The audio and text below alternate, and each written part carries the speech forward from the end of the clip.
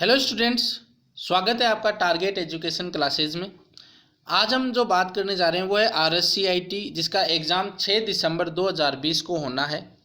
तो उसी के लिए हम जो है प्रीवियस जो क्वेश्चंस पेपर हुए थे 3 मार्च 2019 को RSCIT का ही, उसके क्वेश्चंस हम लेके आए हैं।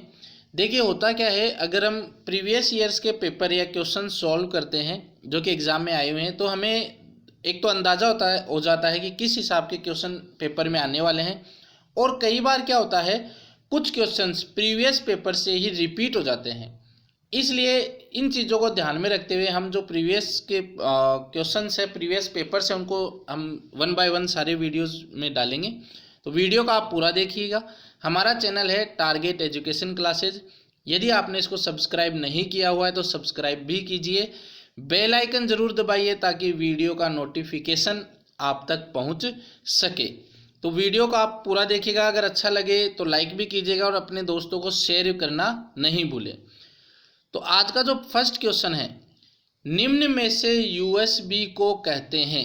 यूएसबी की फुल फॉर्म बतानी है। Universal serial band, universal serial बस, यूनिक सीरियल बस, उपरोक्त में से कोई नहीं। तो देखिए यूएसबी वैसे तो हम जब नॉर्मली अब सब हम यूज़ करते हैं, तो कंप्यूटर में जो डेटा ट्रांसफ़र होते हैं वो बस के थ्रू ट्रांसफ़र होते हैं। इसलिए जो फुल फॉर्म होगी वो जो है यूएसबी की फुल फॉर्म वो है यूनिवर्सल सीरियल बस। यूनिवर्सल सीरियल बस, ये रिपीट हो सकता है क्योंकि यूएसबी आजकल हम सभी यूज करते हैं। तो आंसर हो जाएगा इसका बी। डीबीएमएस ACID प्रॉपर्टी का अनुसरण करता है। तो ACID का क्या मतलब है? Auto created index, automaticity, consistency, isolation व ड्यूरेबिलिटी, ऑल कंसिस्टेंट आइडेंटिटी। तो ACID का जो इसमें मीनिंग होता है वो होता है ऑटोमेटी, कंसिस्टेंसी, आइसोलेशन व ड्यूरेबिलिटी। तो इसमें आंसर जो है वो बी सही हो जाएगा। निम्न में से कौन सा रोम का प्रकार नहीं है? अब देखिए मेमोरी का एक क्वेश्चन जो है वो सभी एग्जाम में फिक्स होता है। तो या तो हम उस टॉपिक को ही पढ़ ले ढंग से ताकि कोई भी क्वेश्चन स्किप ना हो सके, या फिर हम क्वेश्चंस करते रहें। तो इनमें पूछा कि रोम का प्रकार नहीं है, पी रोम, ई रोम, फ्लैश मेमोरी, उपरोक्त में से कोई नहीं। तो रोम का प्रकार नहीं है। तो पी रोम भी प्रकार है, ई रोम भी प्रकार है, फ्लैश मेमोरी भी प्रकार है। तो आंसर कौन सा बच गया? डी आंसर रह गया। रोम का प्रकार नहीं है तो उपरोक्त में से कोई नहीं। निम्न में से कौन सा निर्देश MS वर्ड 2010 में कॉपी फॉर्मेटिंग के लिए उपयोग किया जाता है? Control plus shift plus V, control plus shift plus C, control plus C, control plus alt plus V5। अब यहाँ पे 99% जो बच्चे हैं वो कंट्रोल प्लस सी आंसर सही करके आएंगे कि कॉपी की बात हो रही है। लेकिन ये प्रश्न इतना ईजी नहीं है। यहाँ पे बात किसकी हो रही है? कॉपी फॉर्मेटिंग की बात हो रही है। यानी जो भी टेक्स्ट फॉर्मेट किया हुआ है उस फॉर्मेट को कॉपी करने की बात हो रही है। तो उसके लिए जो है वो मैं आपको स्क्रीनशॉट पे बता देता हूँ। यहाँ पर जब होम टैब पे जाते हैं तो फॉर्मेट पेंटर आता है। इसके अंदर क्या रहता है कि कोई लाइन हमने लिखी हुई है और उसका कोई फॉर्मेट है, और दूसरी लाइन है उसका अलग फॉर्मेट है। लेकिन हम क्या चाहते हैं? पहली वाली लाइन का फॉर्मेट चाहते हैं। तो हम कंट्रोल प्लस शिफ्ट प्लस सी प्रेस करेंगे यहाँ पर, और फिर एक ब्रश का सिंबल आ जाएगा, वो लाकर यहाँ पर हम लगा देंगे। तो इस दूसरी वाली लाइन का फॉर्मेट जो होगा वो पहली वाली लाइन के अकॉर्डिंग हो जाएगा। तो फॉर्मेट कॉपी करना है हमें। फॉर्मेट कॉपी करने की की होती है कंट्रोल प्लस शिफ्ट प्लस सी। तो ये अच्छा क्वेश्चन है, रिपीट हो सकता है एग्जाम के अंदर। निम्न में से कौन सा निर्देश MS पावर पॉइंट 2010 में नई स्लाइड बनाने में किया जाता है? नई स्लाइड हमें बनानी है। Control plus M, control plus N, control plus T, उपरोक्त में से कोई नहीं।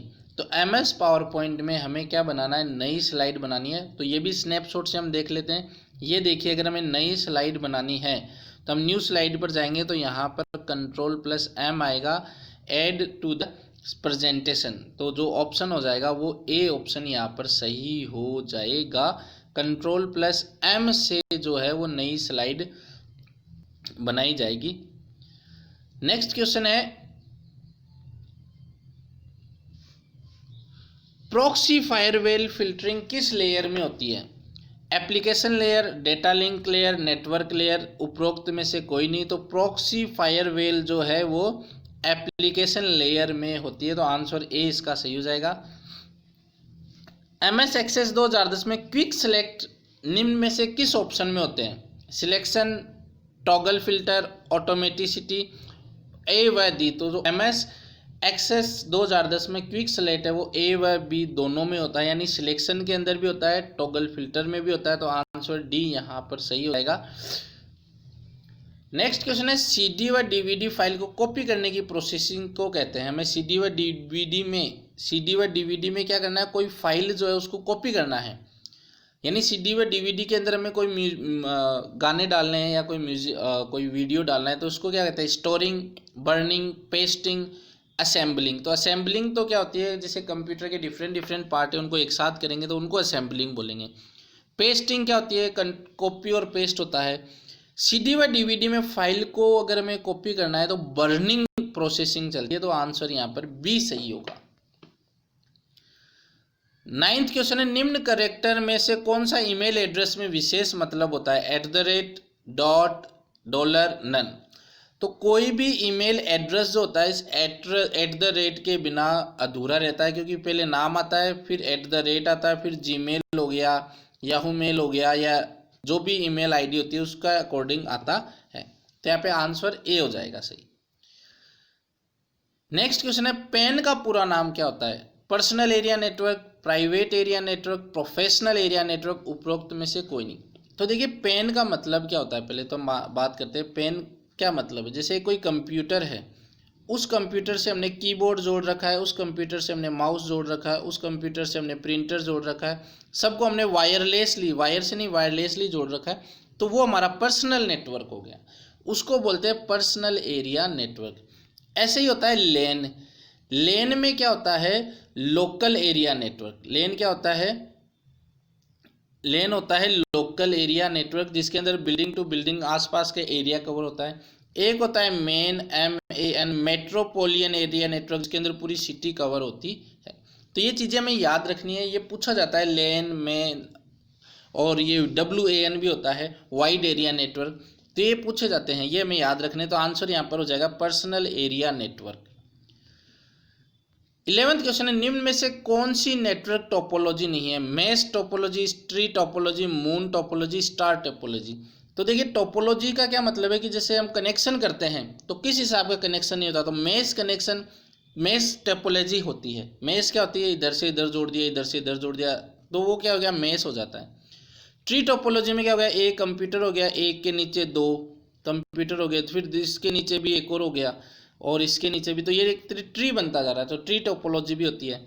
स्टार टोपोलॉजी क्या होती है? जैसे एक कंप्यूटर है, एक इसके इधर जोड़ दिया, एक इसके कंप्यूटर जोड़ दिया, एक इधर कंप्यूटर जोड़ दिया, एक इधर, तो इस तरीके से ये स्टार टोपोलॉजी होती है। मून टोपोलॉजी कोई नहीं होती, तो यहाँ पे नहीं पूछा है, तो आंसर सी हो जाएगा। तो मेश भी होती है, ट्री भी होती है, स्टार भी होती है।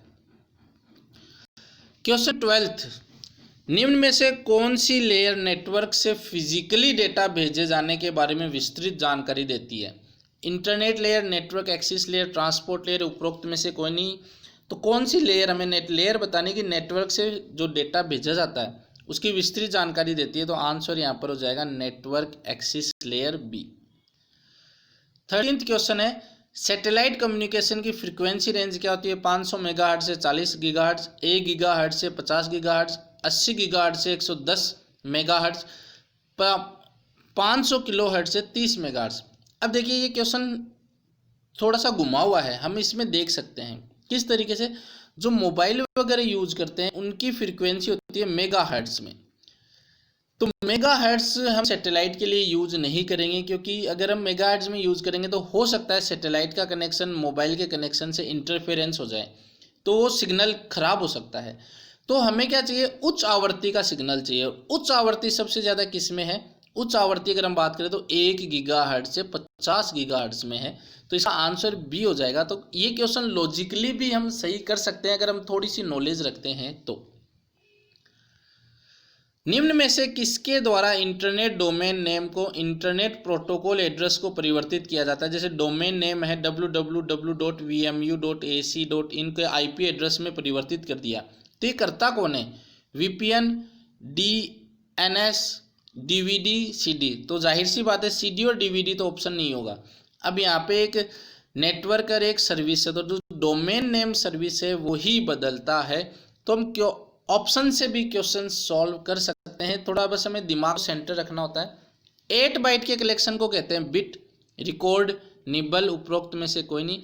तो 8 बाइट, ये कन्फ्यूज किया हुआ क्वेश्चन है, इसका आंसर तो हो जाएगा डी। इस पर थोड़ा डिस्कशन करते हैं।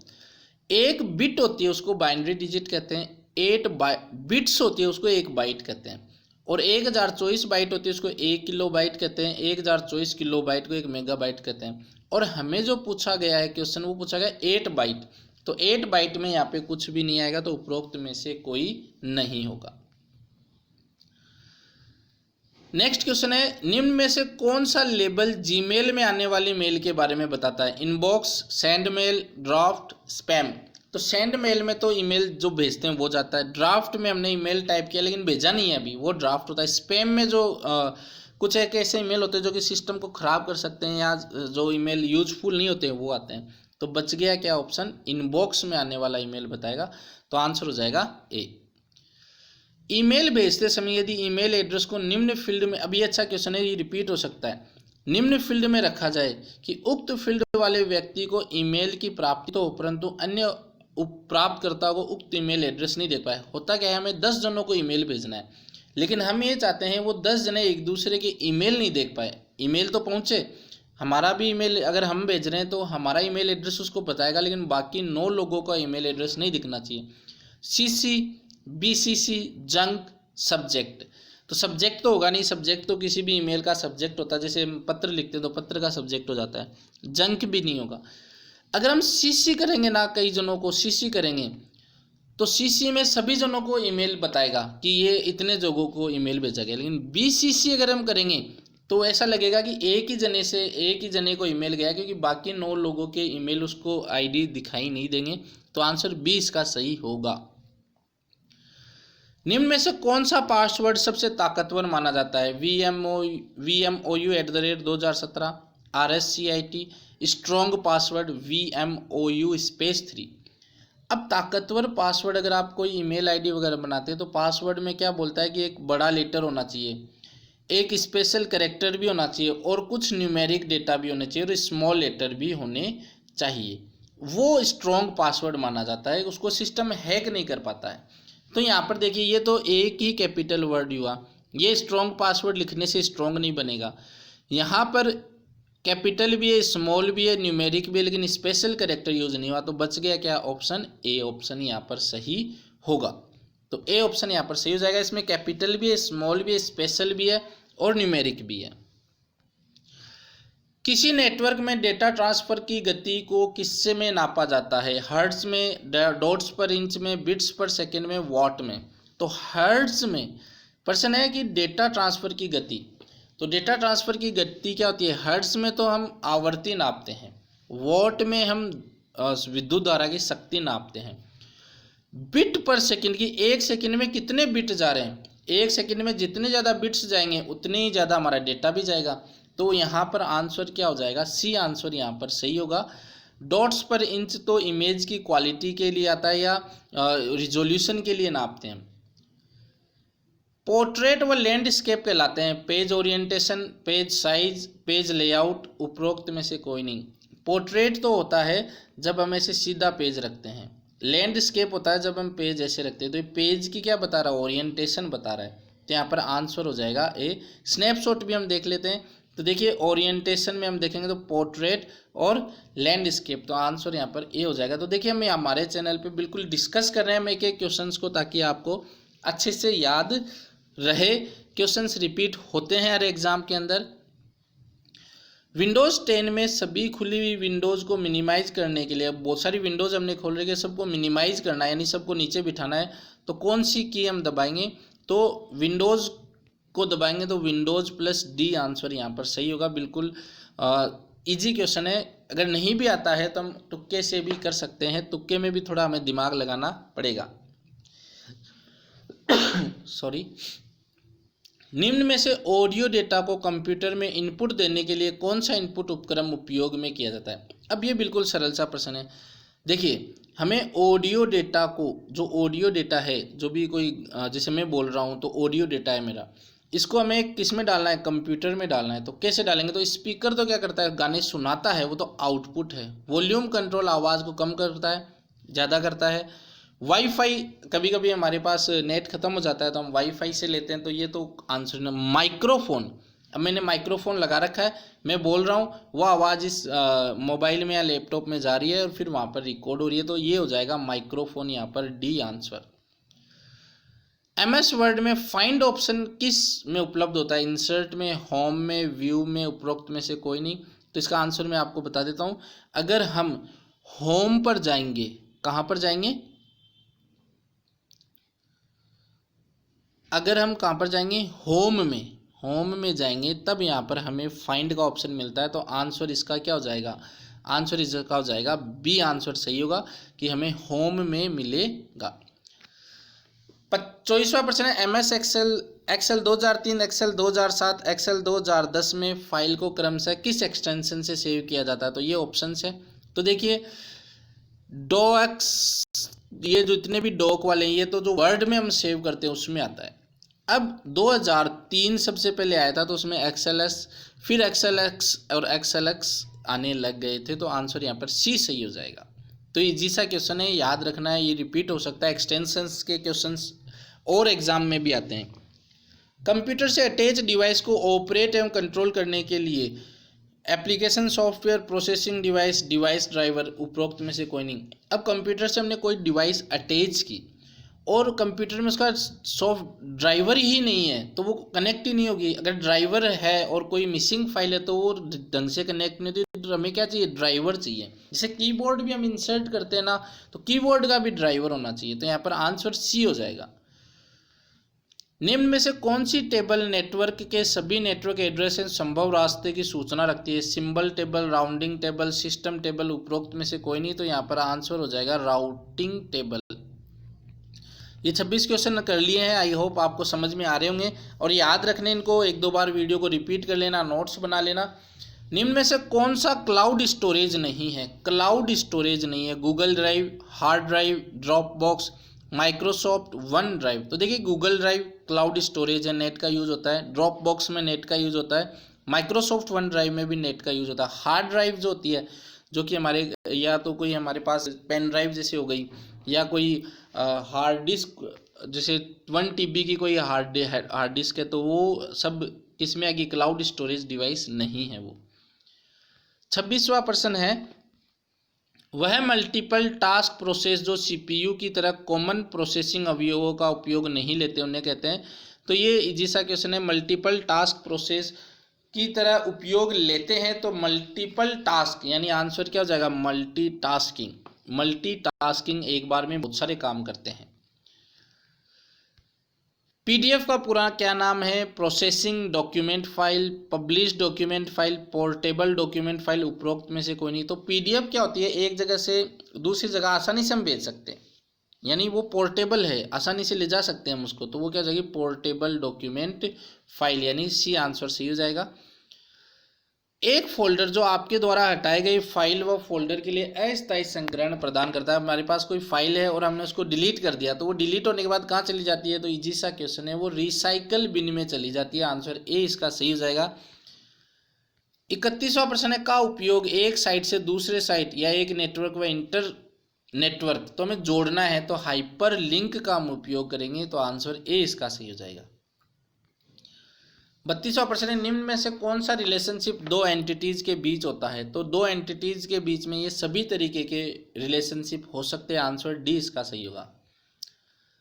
प्राइमरी कुंजी है, डुप्लीकेट वैल्यूज, यूनिक वैल्यूज, ए व बी दोनों, उपरोक्त में से कोई नहीं। तो प्राइमरी वैल्यूज जो हैं वो यूनिक वैल्यूज होती हैं। निम्न में से कौन सा चार्ट प्रकार एक्सेल 2010 में नहीं होता है। Pie chart, bar chart, line chart, legend chart.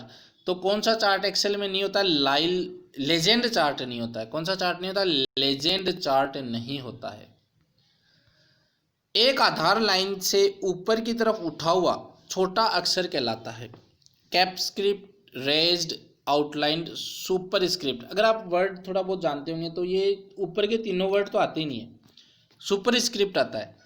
या हम यहाँ पर ये देखें जैसे कि ये ऊपर उठा हुआ है, इसको क्या बोलते हैं, सुपर स्क्रिप्ट बोलते हैं। तो यहाँ पर इसकी की क्या होती है, control plus shift plus plus. तो यहाँ पर जो आंसर हो जाएगा वो क्या हो जाएगा, आंसर यहाँ पर हो जाएगा सुपर स्क्रिप्ट, डी आंसर यहाँ पर सही हो जाएगा। ये 35 क्वेश्चन आज के पूरे हो चुके हैं। नेक्स्ट जो पेपर है उसके लिए भी जल्दी आपको आज ही वीडियो मिल जाएगा, शाम तक या फिर कल सुबह तक मिल जाएगा। वीडियो आपको कैसा लगा कमेंट करके ज़रूर बताइएगा। जितना जल्दी हो सके ज़्यादा से ज़्यादा क्वेश्चन सॉल्व करें, श्योर सिलेक्शन, श्योर आप RSCIT एग्ज़ाम पास कर पाएंगे। इसके साथ बहुत बहुत धन्यवाद।